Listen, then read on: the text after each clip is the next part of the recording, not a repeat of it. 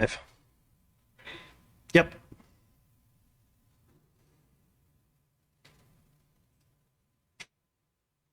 There we go. Okay. Now it's started.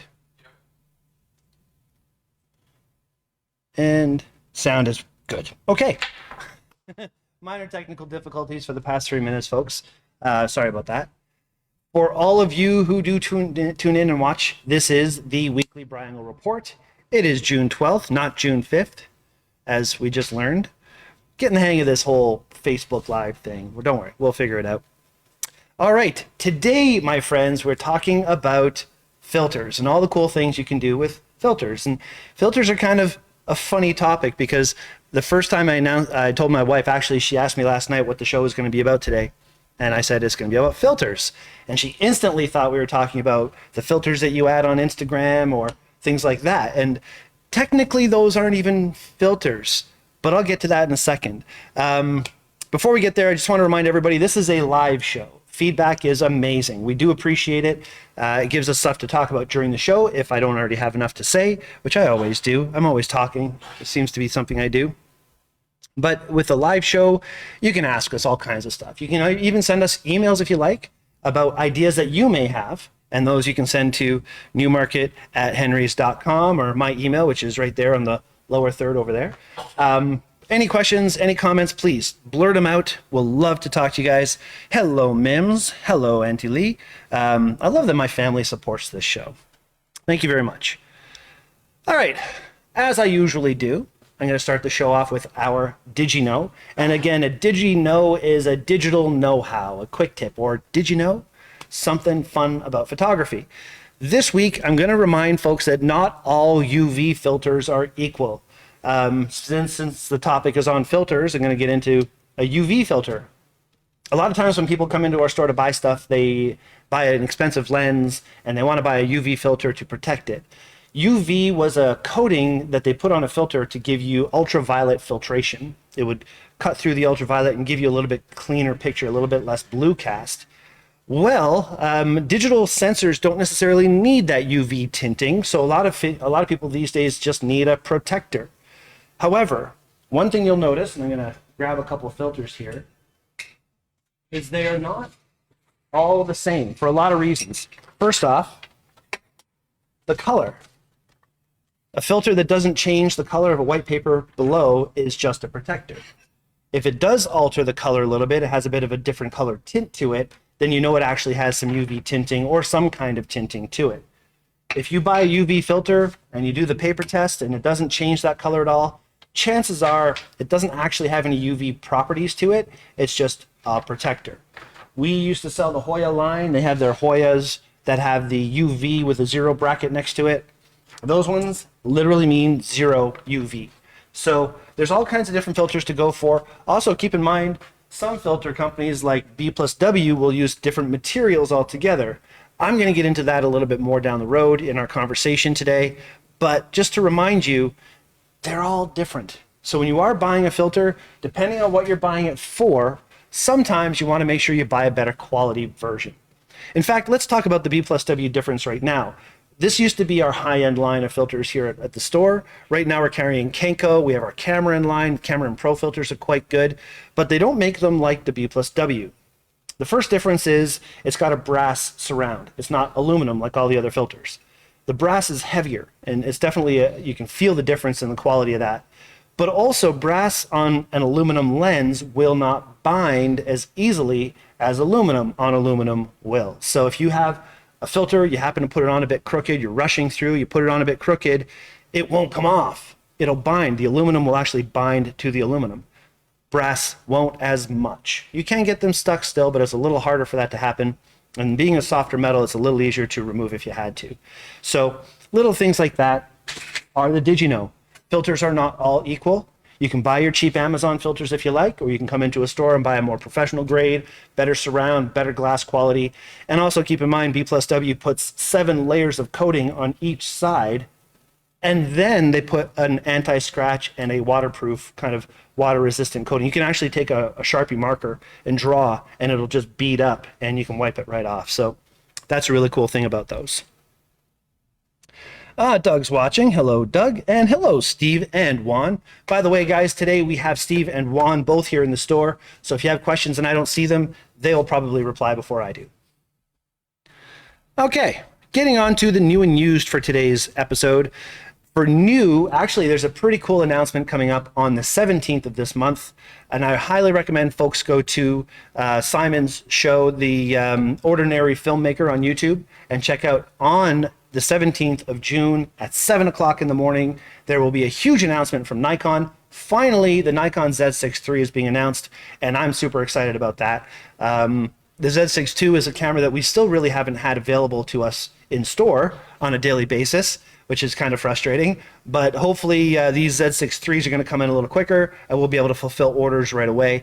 The announcement for what is different about that camera is going to be on the 17th at 7 o'clock in the morning, so I don't know much about it right now, but I thought I'd alert my friends here to the fact that this new camera is finally being announced. Also, Canon has announced a new lens, which I'm going to do a quick screen share here and show you what this lens looks like, because it's pretty neat. Hang on one moment.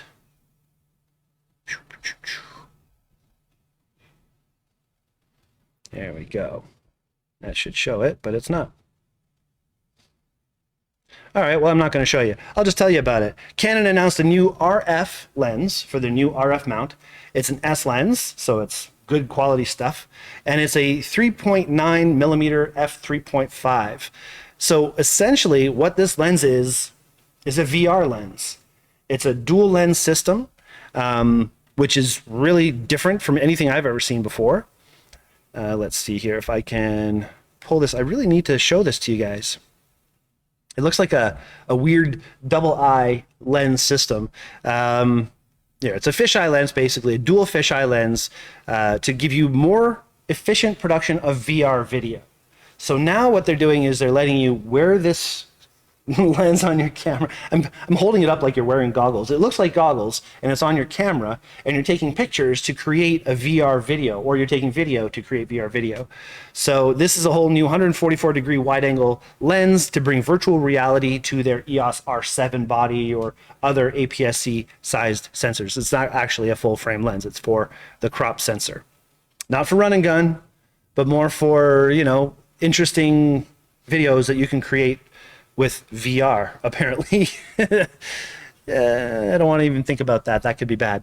Anyway, moving on to the next thing in our what's new and used. So actually, that's it for the new. The used stuff, though, what is used in the industry would be some square filters, Koken or other square filters, Stingray, Lee. A lot of people have moved to that square video or square filter platform.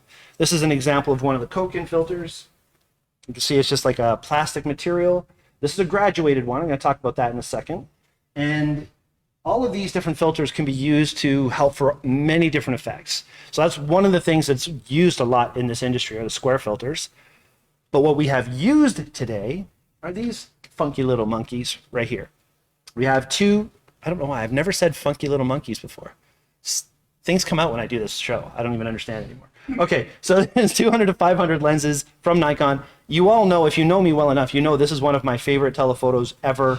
Probably the best super telephoto lens under $4,500 for most F-mount Nikon users.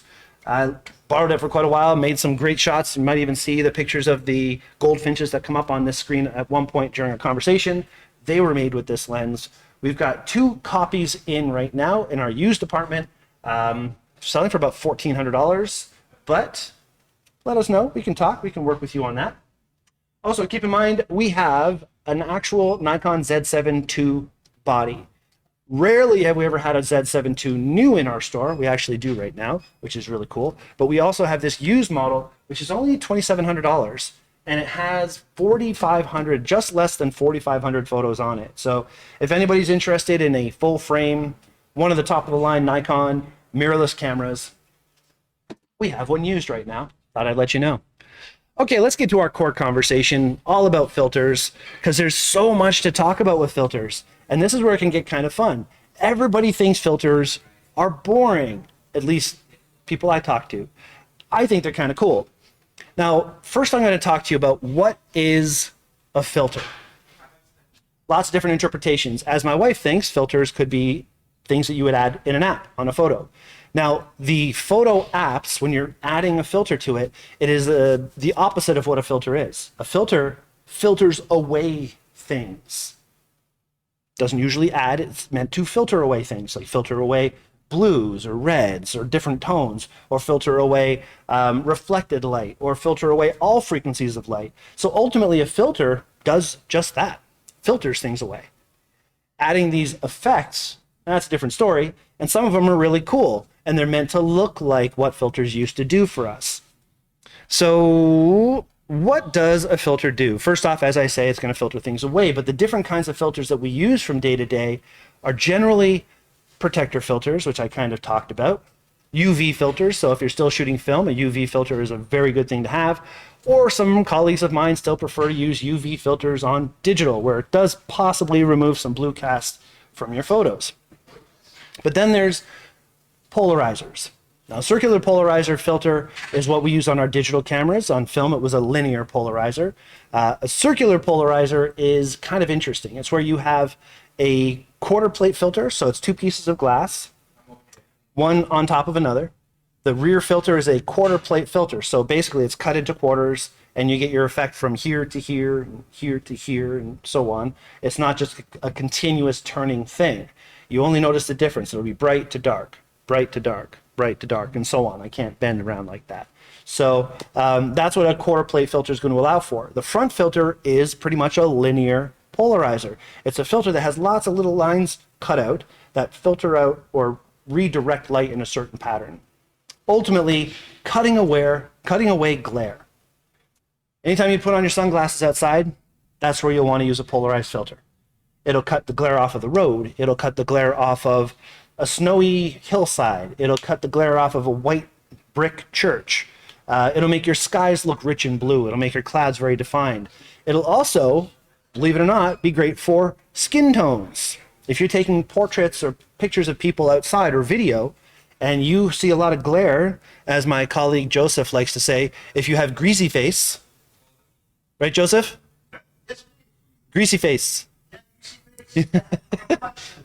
Reflection, exactly. If you have any kind of reflection on your skin, a polarizer, turning it the right way, you'll actually see that reflection just disappear. So polarizers are great for a lot of different reasons. Neutral density, that's what we're going to use for our waterfall photos. Again, there'll be a photo up here of like milky looking water. That's the effect you get when you use a neutral density. The idea is it filters all light frequency away. So you can keep your shutter open longer, even on a brighter day, and it's not going to make your picture too bright. So having a neutral density filter, it's like welder's glass. It just makes everything very dark, except it's obviously optical quality. So when you get into these really good quality neutral densities, they're quite expensive. You can really spend a lot of money on a really high-end neutral density filter, or polarizers for that matter. However, I kind of went the cheap route. That's where I went to these square filters I was telling you about. The reason I do this is, you may or may not know, but I run a business called Day Tripper Photo, where I take people on photo walks and I teach you how to use your gear. In the past, we've been in Algonquin, we've been in Killarney Mountain Lodge, we've been all over Ontario, Niagara Falls and waterfalls and wildlife and zoos and all kinds of cool stuff in the past. And there's been many situations where I needed filters for my customers to use as we're walking around shooting waterfalls. So I invested in the Koken system. It's a product that we sold for quite a while. Koken basically is a square filter that is held onto your lens with a bracket of some kind. So the bracket would attach to the lens with these little rings. This is what makes it so efficient. The ring is different size. So you'd have a 77 or a 72 or a 67, whatever size the diameter of your lens is. That goes onto your lens first. So this is a 77 mil ring. The ring then just slides onto the back of the filter. Slides onto the back of the filter and pops into place. And now, or the holder I should say, and now you have your holder on your lens. This particular holder is meant for, normal lenses, not super wide angle. So it's got the ability to put 3 stacked filters in there. And as I showed you before, filters look kind of like this, and they just slide into the holder, just like that. Now the graduated filters are neat because you can raise it up or lower it down, based on the horizon that you're shooting, and it gives you a lot of flexibility over the horizon, not only horizon, but also angle of the horizon, because as you turn it, that gradient will turn with the angle of your horizon. So if you want to do a Dutch turn and do that, I don't know, most people I know, if they see a horizon photo and it's a little bit off, they freak out. But you can do it if you want to, you're the artist. Now, if you are going to use a very wide lens, they have the wide angle version, which is only going to hold one filter in there. And that way you're not going to see the filter inside the photo, which is like a vignette. You actually get that surround. And a quick tip is, if you're going to be starting to put filters in front of your lenses, the more filters you add, the deeper that's going to become, and you're actually going to see the filters. So if you add a filter that's too thick for your lens because you're using a very wide lens, and you see that vignette around your photo, you'll understand why. All right, no comments so far. But don't forget, guys, if you have comments or questions about what I'm talking about, please let me know. Love to hear them. We've got a few viewers here, so that's great. All right, so we've talked about the protector. We've talked about the circular polarizer. We've talked about the neutral density filters and the graduated neutral densities. Something we haven't talked about is something that just came up a month or so ago. Everybody was wanting to take pictures of the solar eclipse. Well, a neutral density filter, a very dark one, is pretty good. It can help out a little bit. You get about maybe 1,000 stop if you get a very, very dark one, or 1,000 ND1000 filter. But the minute you start to take pictures of the sun, you really have to go crazy. A 1,000 is not going to cut it. What you need is a solar filter, and a solar filter will cut 100,000. It's an ND100,000, not an ND1000. So having the ability to go really dark is the only way you're going to take that solar photo. Now, for waterfalls, for really long exposures, or if you go to the Taj Mahal and there's people all over the place and you want to do a very long exposure to blur all the people that are moving out of your photo, another cool thing about these ND filters is the ability to get a bunch of, I keep on grabbing the graduated ones out of here. Let's see here. This is my little holder. The chart tells me what it is. Here we go. So if you get just the dark ones, and you have the ability to stack 3 of these dark ones in here, now you're going for a 3 stop, and then another 3 stop, and then another 3 stop, and that'll give you 9 to 10 stops in darkness just by adding multiple filters into here. Rather than going to the normal variable neutral densities where you turn it and it gets darker, a lot of times those filters, you're going to notice this weird starburst kind of pattern come through, and if you push them too far, you can have issues. This is why my buddy Peter McKinnon came out with his filter line that he's working with Polar Pro, I believe, and they have a Peter McKinnon special edition 3 to 5 stop and a 6 to 9 stop filters for video. Great for video. You don't get the starburst effect. You're either dealing with a little bit of modification or neutral density or a lot of neutral density, and you can pick and choose which one you want to use. It makes them more effective and you don't get the starburst. So very good quality products. Now for the fun stuff. Now, filters can get kind of crazy. Things that we sell in store would be things like a black mist filter. Black mist filters are an interesting thing that will soften up. Here you go. It'll soften up your overall video or photo. So if you want to take a picture of, like this shows you right here, a street scene at night, all the street lights will be diffused and kind of ghosty looking. So black mist filters are really neat. Little fun thing about a black mist filter is you can also do it yourself. There's DIY tricks for all these things. If you were to take white spray paint and black spray paint, and if you can find yourself I don't know, some kind of filter that's not too expensive, like maybe one of these that I have filters, put a little white, put a little black, very fine mist of each. The white will give you the softness and the black will give you contrast, and you can create your own black mist filter in a way like that. I'm not saying you should, because there's more consistency when you do it and you purchase a filter, especially if it's talking about good glass that you can clean and really make good quality images. The ones you do yourself, there's always going to be a bit of a compromise, but it could be a fun little project for you. Also, black and white filters. People that are shooting black and white film, you can still use colored filters. Ansel Adams, the man, and Edward Weston Both use them to help define details and add better background and foreground separation by using these filters. So for example, they would use red, yellow, orange, or green filters to change the tonal properties. The red filters will block blue light, and they'll make your skies come out darker in black and white. The yellow filters will make foliage lighter in landscape photos. And green filters can help enhance portraits and enhance skin tones and so on. So if you are shooting black and white, look into these kinds of filters, the different colored filters, and they can really change your photography quite a bit. There's light pollution filters, which work by blocking the yellow and orange part of the spectrum. That is usually the main output of urban street lighting. So that can help reduce light. It's also going to reduce exposure a little bit. So, or increase exposure. You have to increase your exposure because it's reducing light getting into your camera. So that's just something you'll have to play around with.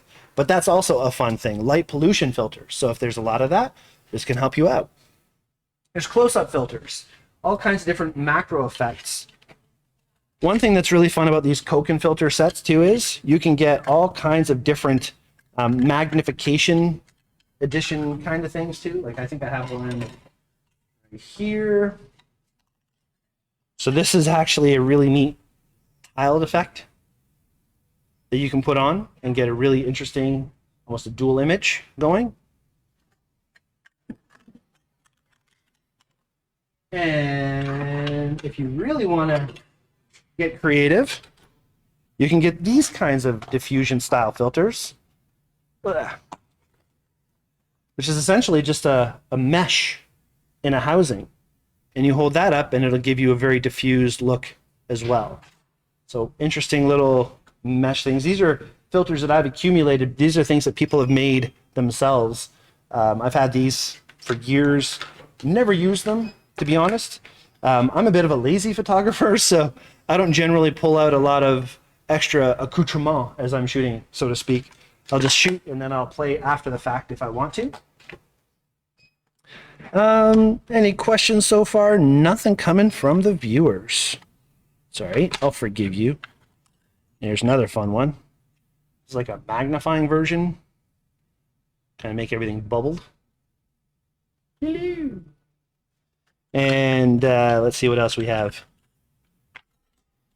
Yeah, I mean, there's all kinds of neat things. This one here is like a starburst. It's got little cutouts in it. So it'll make lights have a bit of a star effect. Let's see if I can simulate that for you. See that? And as you turn it, the star will turn with it. So you can have a lot of fun just by putting a filter in front of your lens. I highly recommend people give it a shot. There's a lot of really cool things you can do with these filters, and the only limitation is your imagination. I really think that that's about the same with all styles of photography. When you start thinking outside the box and you start to listen to your thoughts instead of what buttons to press or what camera to use or what lens to choose, you just start thinking about the actual photos that you're trying to create. You'll start thinking about something specific that you'll want to work with. This is a double exposure filter. So if you're doing multiple exposures, you can put the filter on, take the first exposure, spin it, take the second exposure, and then you create two exposures in one frame without any kind of overlap or overlay. So there's all these neat little things that you can get to have fun. Now remember, the word photography is drawing with light. These are paintbrushes. These are different tools that you can use. You can either make them yourself, you can invest your hard-earned cash in some here at the store, or you can just play and see what other people are doing. If I was able to show you my video, I was going to pull up a couple of the effects that you see, but my suggestion is go to the website Petapixel, Petapixel, Petapixel, and search photo filters DIY, and you'll come up with this list that has 8 of them, where you can use a translucent plastic for a tilt shift effect. So you put basically saran wrap or something in front of your lens and you can create a tilt shift effect. You can do spray your lens with water droplets and get these really cool little orbs in your photo. One of the things that I've always wanted to try was taping fishing line to a filter, and you take fishing line, you put it across this way, you put it across this way. You can actually create like an anamorphic video lens effect. So you get these weird starbursts in different areas. And if you really want to push that to another extreme, use a flashlight and shine the flashlight off to the side so that the fishing line is actually hit by the light and you get this really cool starburst effect, or the burst effect from that. Creative flair. You can hold clear plastic in front of your lens and then leave a little bit open so that you get like a person's face with all this blur around. I heard somebody say in the store earlier, put Vaseline on a lens. I don't like doing that because you can't get Vaseline off. That's never coming off. This other stuff I'm talking about, you can remove if you want to. You can shoot through colorful strings of wool. If you want to make a very vibrant color, weird little glows all around a subject, you put these strings of different colored wool on your photo and you leave the center clear, put person's face in the center, and you'll have a multicolored glowing magic all around that. Could be fun, especially considering our photo challenge that we have on right now, which I'll get to in a minute. You can shoot through old Christmas tinsel where you get these weird metallic fleck kind of reflections all through your shot. Blow bubbles in front of the camera is another one on that petapixel story. So there's all kinds of cool things that you can do. The goal is to just play. And I highly recommend you folks play with anything. If I'm running a workshop, my photo challenge for you is usually take lots of pictures in this specific scenario and see how it works out for you. But again, don't forget, there's nothing like thinking, what photo am I trying to make, dialing in your correct settings, and creating an image that you can keep forever. So whether it's using a filter, whether it's not using a filter, whether it's using a long lens or a smaller, wider lens, have fun, experiment, push the boundaries of photography, create something new and unique, something that you love. That's my hashtag in life is I shoot for me, hashtag I shoot for me. Because ultimately, if it's not fun, if it's not satisfying my own creativity, there's no point in doing it for me. So I encourage everybody, have a good time. Thank you for watching our show. We're almost out of time. Before I say goodbye, I want to remind folks that our photo challenge is the word pride. Sorry. I'm gapping on pride, of course. My brain was going to prime. Why pride? Because it's Pride Month. It's June. And it's also the album title. And I don't know if anybody's noticed, but I'm using album titles for our photo challenges. So it's always fun. Pride is our photo challenge.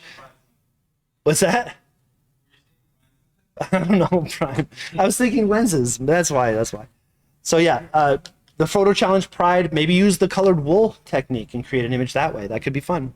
And also, Father's Day is this coming up weekend. Go say hi to your dad if you can. And if you can't, think of your father fondly.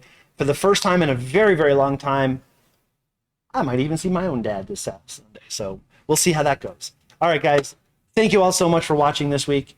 I hope you watch again next week. And don't forget to email us if you have any questions. All the links are gone right now. Let's put them back up here. There you go. Oh, no, they're still up. Perfect. So any questions you have, email, send us a little comment. And otherwise, we'll see you all next week. Thank you all so much for watching. And we'll see you. I got an applause within the store here. That's a first. Take care, everybody. Bye-bye.